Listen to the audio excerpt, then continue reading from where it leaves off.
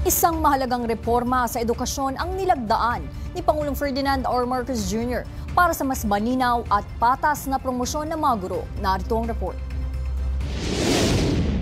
Nilagdaan na ni Pangulong Ferdinand R. Marcos Jr. ang Republic Act No. 12288 o Career Progression System for Public School Teachers and School Leaders. Itinatag ng bagong batas ang Career Progression System para sa mga public school teachers at school leaders kung saan ang promosyon ay competency-based na nakabatay sa merito, kakayahan at kwalifikasyon. Sa ilalim ng RA 12288, hindi na lamang nakadepende sa bakanteng posisyon ang promosyon ng mga guro. Pinalawak din ang career ladder ng mga guro sa pamamagitan ng pagdaragdag ng mga bagong posisyon tulad ng Teacher 4 hanggang Teacher 7 at Master Teacher 5. Kasama rin dito ang bagong posisyon para sa school principals. Layunin ng bagong batas na mahikayat at mapanatili ang mahuhusay na guro sa public school system, masuportahan ang kanilang professional growth at palakasin ang pamumuno sa mga paaralan.